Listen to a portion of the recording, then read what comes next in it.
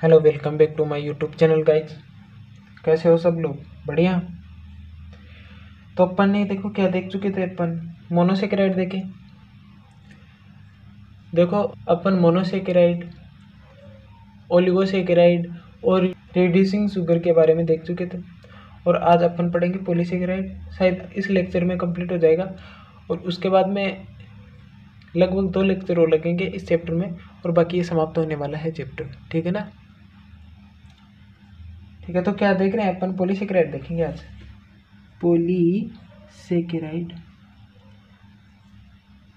Monosaccharide और oligosaccharide reducing sugar के बारे में बता रहा हूँ, पहले से चर्चा कर चुके हैं। अगर वो समझना है तो पीछे वाले आप लेक्चर देखें। ठीक है, पॉलीसेकेराइड क्या है,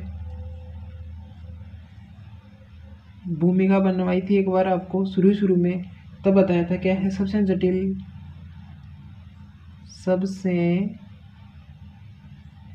जटिल कार्बोहाइड्रेट कौन सा है भाई? पॉलीसेकेराइड है। कार्बोहाइड्रेट कैसे है? क्योंकि ये स्वाद में भी मीठे नहीं होते, स्वाद में मीठे नहीं, नॉन शुगर है। क्या है? नॉन शुगर है। और जो जल में है ना, जल में क्या है? कम घुलनशील है। कम क्या है? घुलनशील है। इसी के कारण क्या है, ये जटिल क्या है सबसे कार्बोहाइड्रेट है। ठीक है, तो पॉलीसेकेराइड में होता क्या है भाई, पूछे तो पॉलीसेकेराइड में होता क्या है? इसमें कई सारे क्या होते हैं, इसमें क्या होते हैं, कई सारे मोनोसेकेराइड से क्या होता है, बना होता है, या फिर क्या होता है, इसमें कई सारे मोनोसेकेराइड होते हैं। अब मोनोसेकेराइड क्या होता है ये मैंने पिछली क्लास में आपको बता दिया है। ठीक है, कई सारे का मतलब 10 से अधिक मोनोसेकेराइड क्या होते हैं, इसमें होते हैं। कई सारे का मतलब क्या होते हैं, 10 से अधिक। 10 से कम वाले तो आ जाएंगे कितने, 3 से लेके लगभग 10 से कम वाले आ जाएंगे उसमें ओलिगोसेकेराइड में। पॉलीसेकेराइड का अगर अपन देखें, वर्गीकरण देखें ना, पॉलीसेकेराइड भी आगे 2 टाइप का होता है। तो पॉलीसेकेराइड कितने टाइप का होता है भाई? 2 टाइप का होता है। कैसे कैसे देखें, और यहाँ से क्वेश्चन बनने की संभावना है। ठीक है, कैसे? एक तो होता है होमोपॉलीसेकेराइड,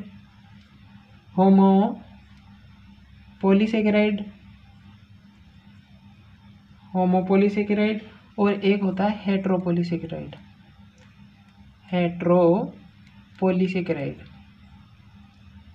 सेकेराइड होता है कौन सा? एक तो होता है होमोपॉलीसेकेराइड और एक होता है हेट्रोपॉलीसेकेराइड। होमोपॉलीसेकेराइड को हिंदी में कि क्या बोल रहे हैं, समबहुलक। क्या बोल रहे हैं? समबहुलक। और हेट्रोपॉलीसेकेराइड को क्या बोल रहे हैं, विषम बहुलक।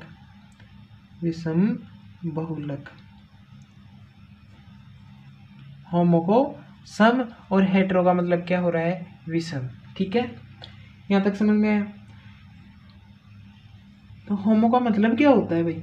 होमो का मतलब क्या, एक ही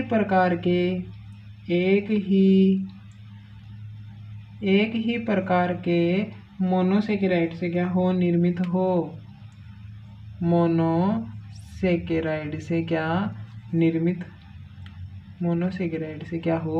निर्मित हो, उन्हें क्या बोल रहे हैं, होमोपॉलीसेकेराइड।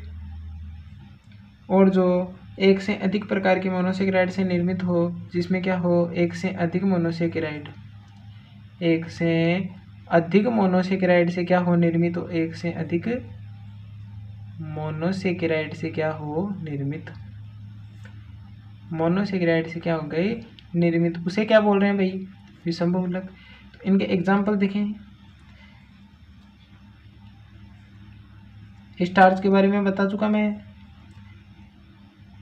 ग्लाइकोजन के बारे में शायद बताऊंगा। स्टार्च के बारे में बता चुका क्या? नहीं बताया तो बता दूंगा। और क्या, एक होता है इनुलिन।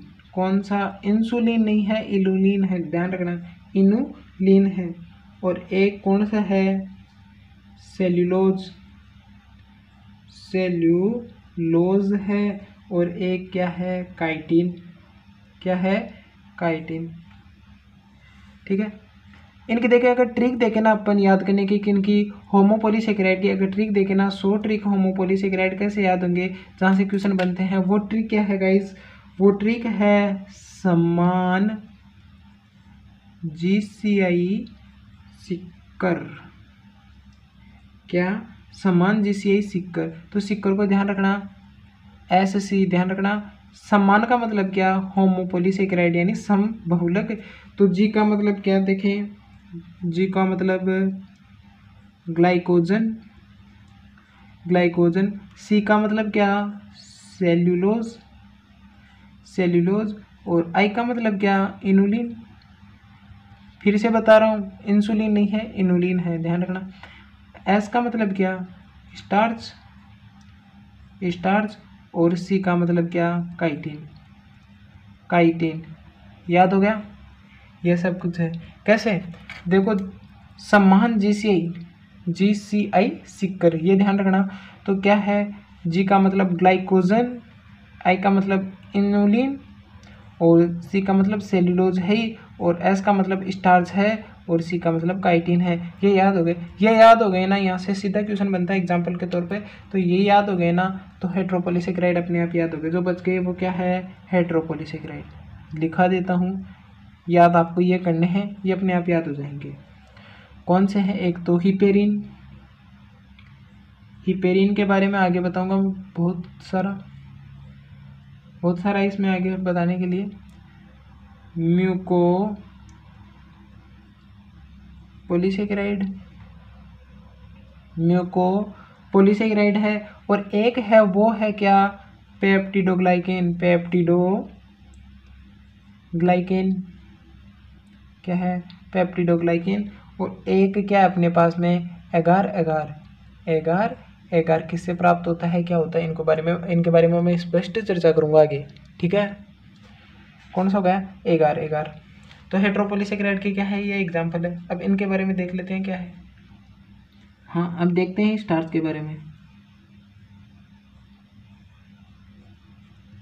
स्टार्च के बारे में देखें, तो स्टार्च के बारे में क्या है, पादपों में क्या संचित भोजन किस रूप में रहता है, पादपों में संचित भोजन किस प्रकार किस रूप में रहता है, स्टार्च के रूप में। और जंतुओं में, एनिमल्स में रहता है ना, वो किस में, एनिमल्स में किस में रहेगा भाई, ग्लाइकोजन में। तो इनको यूँ बोल सकता हूँ कि नहीं कि स्टोरेज पॉलीसेकेराइड किन में रहता है भाई, प्लांट में। किन में रहता है, प्लांट में। एनिमल्स में कौन सा रहता है, ग्लाइकोजन। ये क्या है, अभी बताया GCI सिक्कर से सम बहुलक। कौन सा बहुलक है, सम बहुलक है ये, जिसमें अल्फा ग्लूकोज इकाइयों से बना होता है। सम बहुलक है जो कि अल्फा ग्लूकोज इकाइयों से बना होता है, ठीक है, ठीक है। और स्टार्च अब देखें तो स्टार्च कितने, स्टार्च में 2 स्ट्रक्चर, 2 संरचना होती है। कौन सी संरचना होती है, 2, वो देखिए ध्यान से, यहाँ से भी क्वेश्चन आता है। कौन सी है, एक तो अमाइलोज। कौन सी है, एक तो होती है अमाइलोज। ये क्या है, इसके बहुलक है, स्टार्च के कौन से लक है, बहुलक है। और एक कौन सा होता है, अमाइलोपेक्टिन। कौन सा होता है भाई, अमाइलोपेक्टिन, ठीक है। तो जो अमाइलोज है ना, वो क्या है, अशाकित बहुलक है, किसका, स्टार्च का। कौन सा, अशाकित है ना, अशाकित क्या है, बहुलक है। लेकिन जो अमाइलोपेक्टिन है ना, वो क्या है, शाकित बहुलक है। इसमें क्या होती है, ब्रांचेज है, ठीक है। कौन सा बंद पाया जा रहा है इसमें, अमाइलोज। जो अमाइलोज है इसमें बॉन्ड कौन सा पाया जा रहा है, वो पाया जा रहा है अल्फा 1,4 ग्लाइकोसिडिक बॉन्ड पाया जा रहा है। कौन सा बॉन्ड पाया जा रहा है, अल्फा 1,4 ग्लाइकोसिडिक बॉन्ड किस में पाया जा रहा है, अमाइलोज में पाया जा रहा है।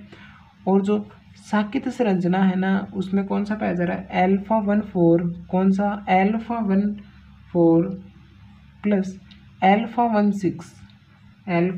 1,6 ग्लाइकोसिडिक बॉन्ड पाया जा रहा है। कौन सा bond, alpha 1,4 alpha 1,6 glycosidic bond पाया जा रहा है, किसमें, अमाइलोपेक्टिन में, ठीक है। ये ध्यान रखना। आपको तो बॉन्ड ज़्यादा ध्यान रखना है, कौन सी साकित होती है कौन सी असाकित होती है, जितना पढ़ा रहा हूँ उतना ध्यान रखना है आपको, ठीक है। इसमें कौन सा बहुलक है, अल्फा ग्लूकोज, क्या क्या है, समबहुलक है इसमें, ठीक है। उसके बाद में देखें अमाइलोज, अमाइलोज को असाकित बहुलक, और अमाइलोपेक्टिन क्या है, साकित बहुलक है। इसमें बॉन्ड कौन सा पाया जा रहा है, वो पाया जा रहा है α1 4 ग्लाइकोसिडिक बॉन्ड, और अमाइलोपेक्टिन में कौन सा पाया जा रहा है, वो पाया जा रहा है α1 4 α1 6 ग्लाइकोसिडिक बॉन्ड पाया जा रहा है, ठीक है। अब देखते हैं स्टार्च के बारे में देख चुके हैं। उसके बाद में कौन सा पढ़ा, ग्लाइकोजन। एग्जाम्पल कौन सा है, ग्लाइकोजन किसका है, होमोपोलीसेकेराइड का, किसका है, होमोपोलीसेकेराइड समबहुलक का क्या है एग्जाम्पल, कौन है, ग्लाइकोजन। तो ग्लाइकोजन को क्या बोलते हैं अपन, इसको बोलते हैं जंतु स्टार्च, एनिमल स्टार्च। क्यों बोलते हैं भाई, क्योंकि जंतुओं में क्या रहता है, भोजन संग्रह किसके रूप में होता है, ग्लाइकोजन के रूप में, और पादपों में किस में होता है, वो किस रूप में होता है, स्टार्च के रूप में होता है पादपों में, और जंतुओं में होता है ना, वो किस में होता है, ग्लाइकोजन के रूप में होता है, ठीक है। ग्लाइकोजन पाया किस में जाता है, लीवर में, ध्यान रखना है लीवर में ज़्यादा पाया जाता है, किसकी तुलना में, मसल्स की तुलना में, यानी मांसपेशियों की तुलना में। मांसपेशियों में भी पाया जाता है ग्लाइकोजन और लीवर में भी पाया जाता है। अगर ऑप्शन में आ जाए ना कि लीवर और मांसपेशियों में से किस में ज़्यादा पाया जा रहा है, अगर क्रम पूछ ले तो लीवर में क्या पाया जा रहा है, ज़्यादा पाया जा रहा है ग्लाइकोजन, किसकी तुलना में, मांसपेशियों की तुलना में, ठीक है। ग्लाइकोजन के बारे में, आयोडीन के साथ कौन सा रंग देता है ये, किसके साथ, आयोडीन के साथ कौन सा रंग देता है, वो देता है रेड रंग, यानी रेड कलर।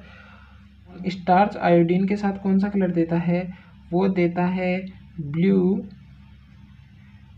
ब्लैक कलर देता है, यानी रंग देता है ब्लू ब्लैक कलर रंग देता है। एक थोड़ा ओरल बात ध्यान में रख लेना, आपको अगर क्वेश्चन आ जाए तो ध्यान रख लेना। आयोडीन के साथ स्टार्च कौन सा देता है, ब्लू ब्लैक, और जो ग्लाइकोजन देता है ना वो देता है कौन सा, आयोडीन के साथ रेड रंग, यानी रेड कलर देता है, ठीक है।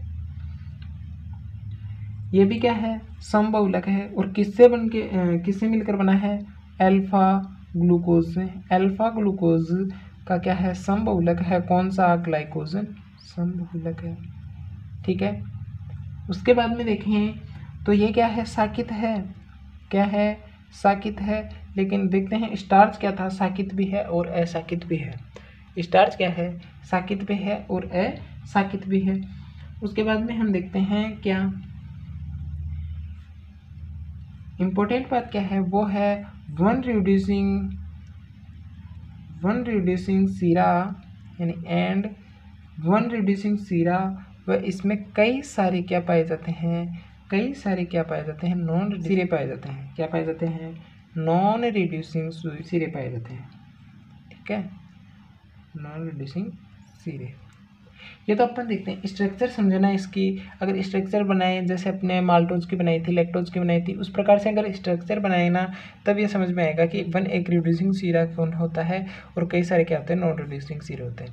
लेकिन आपको तो इतना ही ध्यान रखना है क्या कि वन रिड्यूसिंग सीरा इसमें पाया जाता है, किसमें, ग्लाइकोजन में, और कई सारे क्या पाए जाते हैं, नॉन रिड्यूसिंग सीरे पाए जाते हैं। सॉरी, मानव में सर्वाधिक ग्लाइकोजन कहाँ पे होता है, मानव में सर्वाधिक क्या होते हैं, मानव में सर्वाधिक ग्लाइकोजन कहाँ पे पाया जाता है, लीवर में, और फिर पाया जाता है मांसपेशियों में। मांसपेशियों में भी कौन से पेशियों में, कंकाल पेशी में पाया जाता है। कौन सी पेशी में पाया जाता है भाई, कंकाल पेशी में पाया जाता है। किसमें, मानव की बात करें, किसकी बात करें, मानव की बात करें तब, ठीक है। अब देख रहे हैं सेल्यूलोज, दिखाई तो दे रहा होगा ना आपको।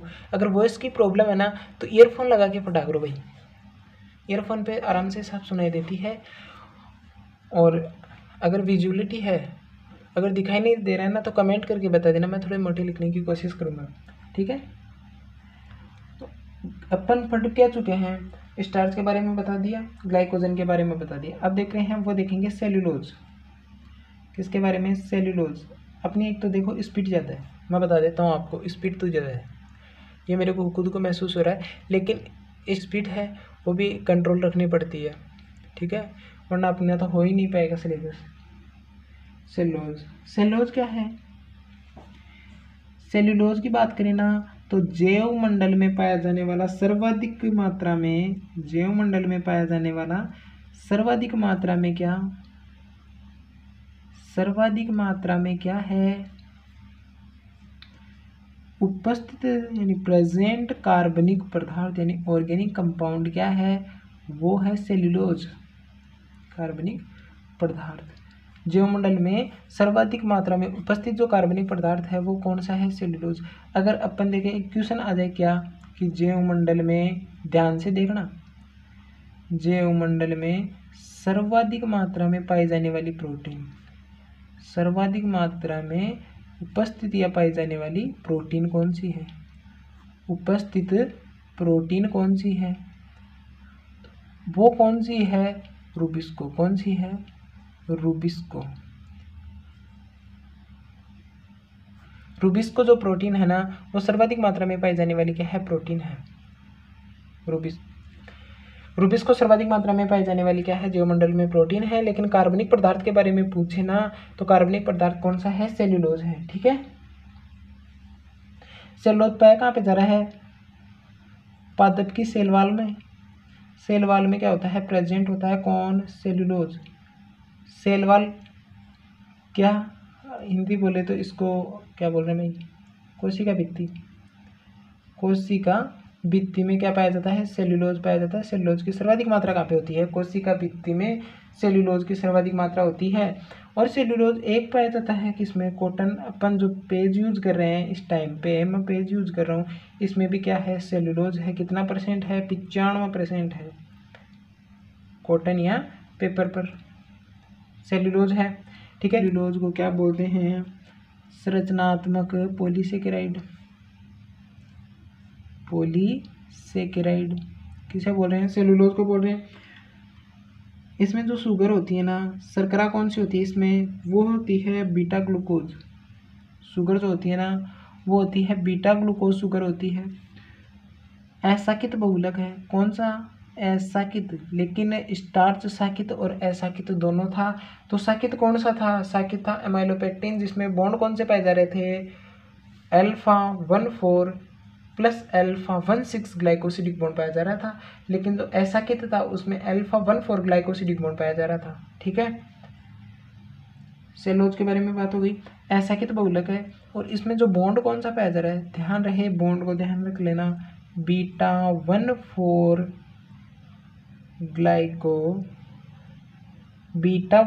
ग्लाइकोसिडिक बॉन्ड पाया जा रहा है किसमें, सेल्यूलोज में। ठीक है, सेल्यूलोज में अल्फा 14 ग्लाइकोसिडिक बॉन्ड पाया जा रहा है। सेल्यूलोज के बाद में देखें तो काइटिन, काइटिन की बात करें, और काइटिन भी क्या है, जीसीआई सीकर। सामान्य जीसीआई सीकर, ट्रिक से याद रखें तो होमोपॉलीसेकेराइड है। तो काइटिन के बारे में देखें तो जैवमंडल में दूसरा सर्वाधिक मात्रा में पाया जाने वाला कार्बनिक कंपाउंड कौन सा है, सर्वाधिक मात्रा में पाया जाने वाला या उपस्थित ऑर्गेनिक जो कंपाउंड है, कौन सा कार्बनिक जो पदार्थ है वो कौन सा है, वो है काइटिन। कौन सा है, काइटिन है। सर्वाधिक मात्रा में कौन सा पाया जा रहा है, सेल्यूलोज। सेल्यूलोज के बाद में कौन सा पाया जा रहा है, काइटिन। ठीक है, और जो प्रोटीन है वो कौन सी है, रूबिस्को। ये ध्यान रहे। तो काइटिन किस में पाया जाता है, जो कवक होता है, फंगी, कवक की सेल वाल में या कोशिका भित्ति में पाया जा रहा है कौन, काइटिन। कोशिका भित्ति में कौन पाया जा रहा है, काइटिन। ठीक है, ये बात हो गई। इसे भी क्या बोल रहे हैं, संरचनात्मक पॉलीसेकेराइड। क्या बोल रहे हैं, संरचनात्मक पॉलीसेकेराइड। और भी किसे बोल रहे थे क्या, संरचनात्मक पॉलीसेकेराइड, ऊपर लिखा हुआ ही है। संरचनात्मक पॉलीसेकेराइड किसको बोल रहे थे, सेल्यूलोज को बोल रहे थे। ठीक है, क्यों बोल रहे हैं इसको भाई, क्योंकि जो आर्थ्रोपोडा जो संघ है अपना, ये भी आगे पढ़ा दूंगा जब इस नंबर आएगा इस चैप्टर का। आर्थ्रोपोडा है ना, आर्थ्रोपोडा जंतुओं का क्या बनाता है, बहिकंकाल बना रहा है। कौन बना रहा है, काइटिन बना रहा है, इसलिए इसे क्या बोल रहे हैं, संरचनात्मक पॉलीसेकेराइड बोल रहे हैं। उसके बाद में देखें ना, होमोपोलीसेकेराइड में विशिष्ट शर्करा होती है। किसमें? होमोपोलीसेकेराइड में क्या पाई जाती है? विशिष्ट शर्करा या शुगर पाई जाती है। पॉलीसेकेराइड में क्या पाई जाती है? विशिष्ट शुगर पाई जाती है। स्पेसिफिक क्या पाई जाती है? शुगर पाई जा रही है। कौन सी शुगर पाई जा रही है? स्पेसिफिक शुगर देखें तो एक होता है नेज। क्या होता है? NAG। क्या होता है? नेज। किन में पाया जाता है? होमोपोलीसेकेराइड में। नेज का मतलब क्या? एन एसिटाइल ग्लूको, वाई नहीं है, यूं है ग्लूकोजमीन। कौन सा? नेज का मतलब एन एसिटाइल ग्लूकोजमीन। ये क्या पाया जा रहा है? इस विशिष्ट शर्करा में पाया जा रहा है ये कंपाउंड। उसके बाद में देखें नाइट्रोजन युक्त शर्करा होती है। नाइट्रोजन युक्त क्या है? शुगर। क्यों? एन एसिटाइल आ गया तो क्या इसमें नाइट्रोजन प्रेजेंट है? क्या है? नाइट्रोजन युक्त शुगर है या फिर क्या है? अमाइनो शुगर है। अमाइनो क्या है? शुगर है। थोड़ा बहुत ध्यान में रखना, अगर याद भी नहीं हो तो चलेगा फिर भी, लेकिन जो ऊपर लिखा है वो ध्यान रखना। इतना ध्यान रख लेना, काइटिन में नेज यानी जो होमोपोलीसेकेराइड में है उनमें क्या पाया जाता है? नेज और नाइट्रोजन शुगर होती है। नेज में क्या होता है? N acetyl glucosamine. ठीक है। अगर बॉन्ड की बात करें ना इसमें, तो बॉन्ड कौन सा पाया जा रहा है? बीटा 1,4 ग्लाइकोसिडिक बॉन्ड पाया जा रहा है। कौन सा बॉन्ड पाया जा रहा है? बीटा 1,4 ग्लाइकोसिडिक बॉन्ड पाया जा रहा है। ठीक है, यहाँ तक समझ में आ गया होगा।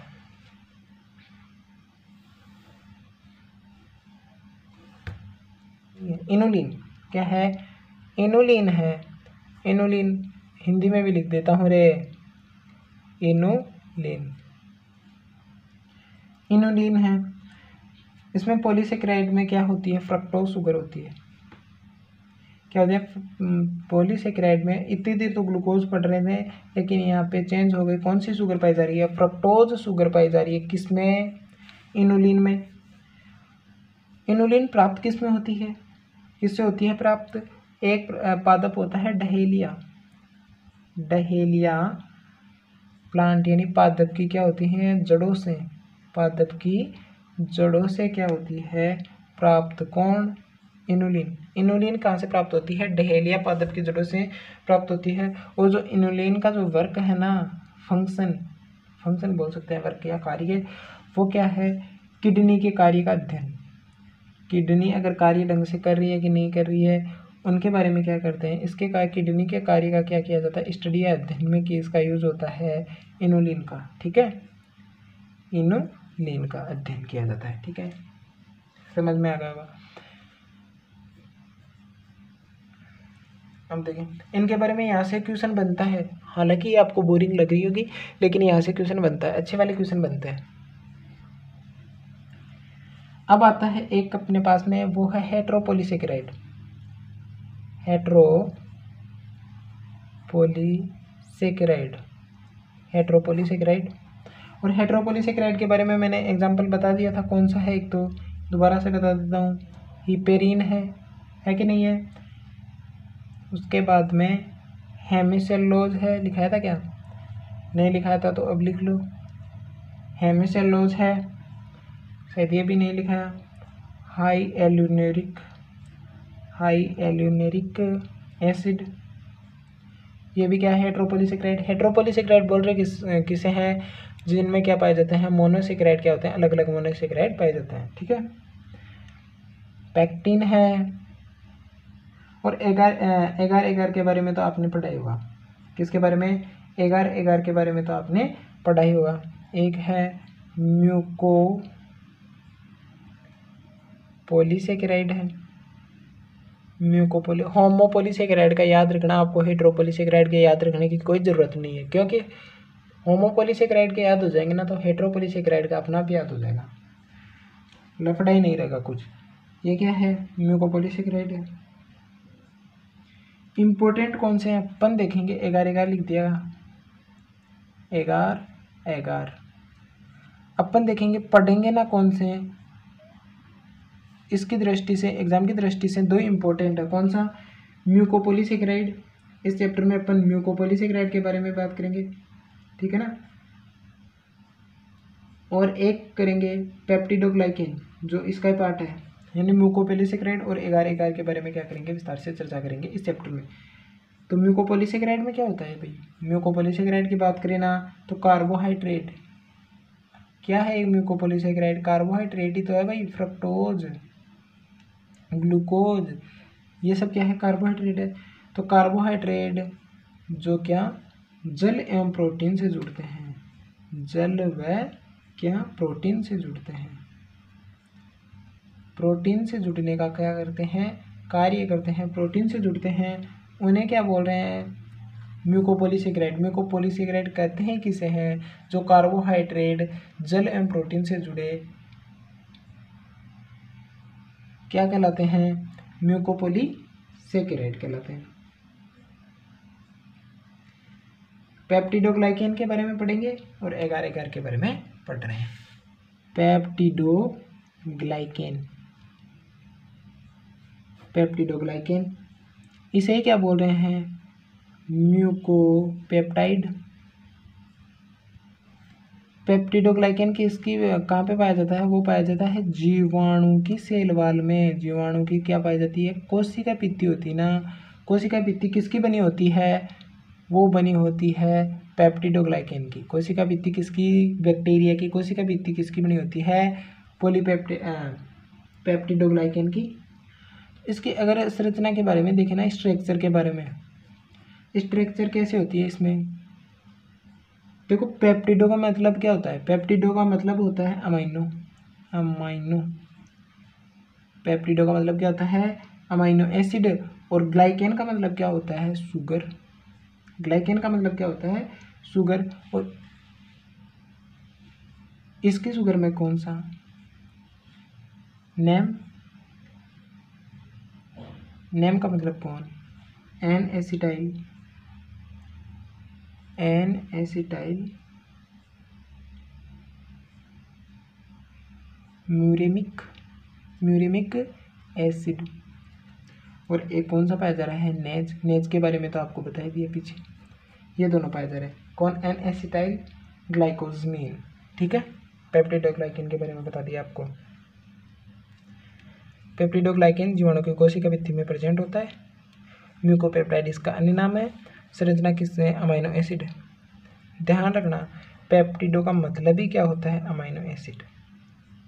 ऐसा याद रखना, अमाइनो एसिड क्या होता है? पेप्टिडो का नाम होता है। और ग्लाइकेन का मतलब क्या होता है? शुगर।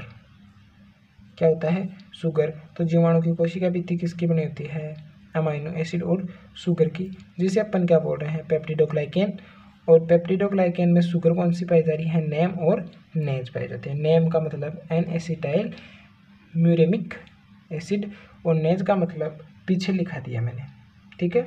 नेज का मतलब क्या लिखा है मैंने पीछे, याद करो, देखिए, एन एसिटाइल ग्लाइकोजमीन। क्या लिखा है? एन एसिटाइल ग्लाइक। हम देख रहे हैं एगार एगार के बारे में।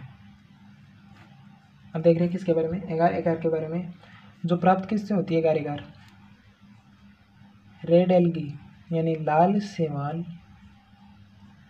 रेड एल्गी, लाल शैवाल में भी कौन सा?